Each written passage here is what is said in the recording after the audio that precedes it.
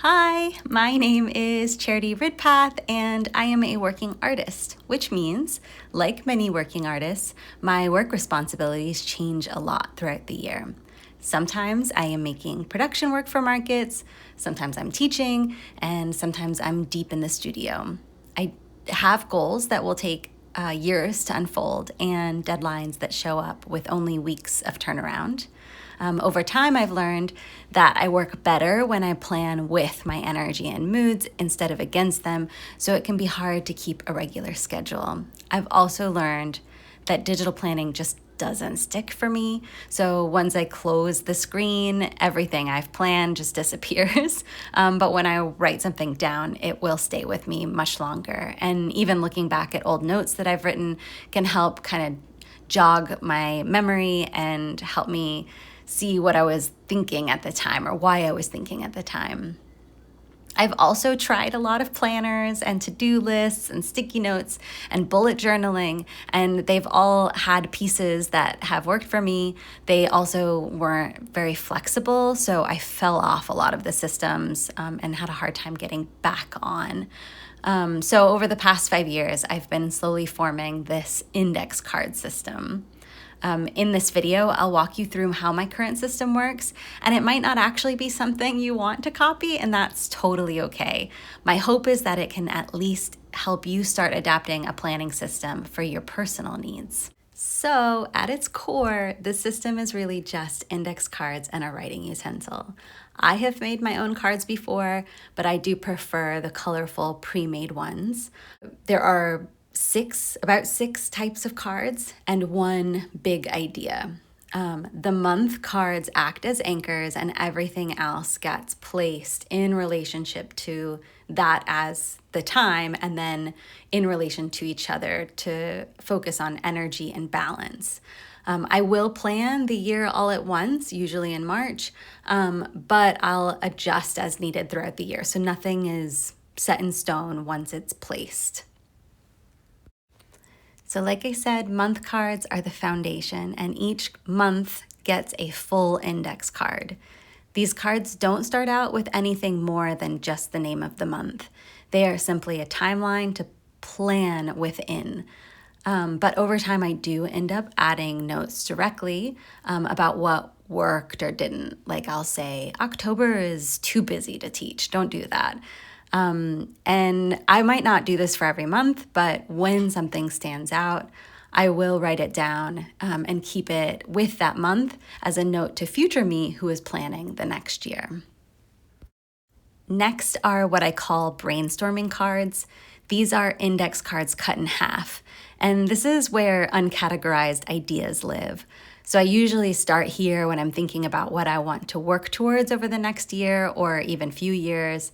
And the ideas can be very small, like trying a new technique, or can be much bigger, like I want a new body of work, or I have a new class idea, or sometimes it's less creative, but still important, like I need to organize my digital files. They are hectic. So at this stage, I don't really force any of these categories these ideas into categories, but over time, patterns will start to emerge, and many of these cards either get combined, broken apart, or moved into other categories.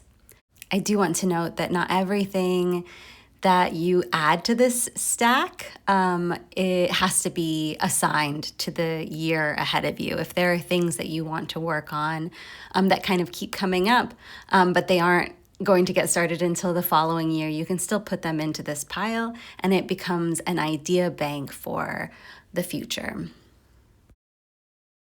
When I am ready to start categorizing some of these cards, some of them will be transferred over into an event card or a goal card or content card. Event cards are for things that require sustained attention and have a deadline. These are usually full index cards. Some of these events are set by outside institutions like market season or teaching for a school, and other things are things that I have scheduled myself, and some of it's like outward facing, like a workshop, or a deadline that's self-imposed, like website redesign. On the back of these cards, I'll often write out major tasks or notes that will help me understand what that event really requires. And I do use the full cards here very intentionally. These kinds of projects, for me, take up a lot of energy because they require task switching and pushing through even though I might not be in the mood for it. And so I like to have that amount of energy represented in the size of the cards. So all of the other cards going forward are half size or smaller. And when I see that I have a big event card in a month, I will know either to not double stack 2 event cards, or that if I do, I can't add much more to that month. Goal cards are on half-sized index cards. So I just cut the index card in half and use one side of it. And these are generally more actionable and maybe even less draining than event cards. Sometimes they do support a larger event, but I feel that they're important enough to stand on their own, or it might kind of help me remember them if they're standing on their own. Like, for example, I have a larger event like market season and a goal card for a specific body of work within that season. And giving it its own card helps me remember that it's distinct and deserves space because I normally don't create a body of work during market season. So many of the brainstorming cards do end up in the goal card section. So you do see some of them that because they're also on half cards, I'll just slide them over into the goal card section. Content cards are physically the smallest. So I will cut an index card into quarters, and each one of those then gets an idea on it. These are for blog posts, newsletter, topic ideas, videos, and social media, post ideas. I like keeping these separate because it lets me brainstorm content that connects to what's happening in a given month without forcing myself to do it immediately. If something doesn't get done, it simply becomes part of an idea bank for the future. So none of my time is wasted ideating over something, and I can kind of be flexible as needed. And last up for the cards are summary cards, which I see as optional, but also really helpful. I will make these after everything has been assigned to a month. They are half-size cards and give me a quick snapshot of what a month actually will look like. And so as I'm writing the tasks down, I will notice if I can't fit all of my responsibilities for that month onto the front of the card, that's usually a sign that I have scheduled way too much. And so this check-in really helps me step back and adjust before I say that's what's happening for the year. So once I have some or all of the cards made, I will lay the month cards out on a table or on the floor. And this is setting up that timeline, the anchor pieces. I'll then start with the event cards that have fixed dates and lay those all out. So that gives me a structure that I can work within. Then I take any of those big event cards that I want to work on that year and start placing them in the other areas, making sure to balance these bigger responsibilities. After that, I'll add the goal cards.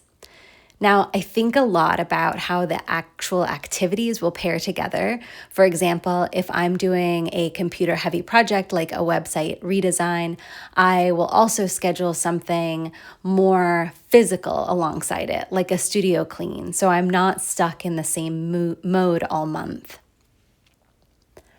Everything gets a deadline, including my own goals. I know that this can kind of feel hard at first because it feels arbitrary, but I'll just start intuitively placing something when I want to get started or when I want it to be finished. And this really just helps me protect the time I want to put into these goals from other projects that will inevitably try to sneak in and take more priority. That said, I really try hard not to use unmet deadlines as a way to shame myself. After everything feels balanced, I'll go back in and ideate content cards. I try to have those cards reflect the work I plan to do that month so that it supports the month rather than becomes the focus of the month. I'll then write the summary cards and make any adjustments needed based on how I feel once I have everything laid out. After I have planned the year to the best of my ability in that moment, I will clip each month into its own binder clip and put all of those bundles into, I keep them in a cigar box on my desk. And then in an ideal month, when everything is going my way, I pull out an active month and I will transfer anything that I want to have happen that month into a planner or into, I have like a binder with all of the things that I'm working on, or on a calendar, whatever kind of the system that I'm using at that time that's working for me. And then also use that opportunity to look through and see, do any of these projects still sound exciting? Is this something that I want to do? And I can kind of change out with the idea bank if I end up feeling like I have more time, but I'm not excited by the things that I scheduled for myself. And then I put the bundle back, and if I want to write notes to myself later, I can. I say that that's all on an ideal month. There are months that I will not look at my bundles at all. I won't even open the box. I'm just kind of on a day-to-day basis. And, I think a lot of us have months that are impacted by health or emotional events or just unexpected events in general. And so kind of like minimizing how much you're expecting of yourself is really important, and not having to look at these lofty goals you might have set for yourself 6 months ago. And in that case, I will see that as not getting something done as information. It's not a failure. And when I'm ready to check back in, I can check back in and I can rearrange the rest of the year if that feels better.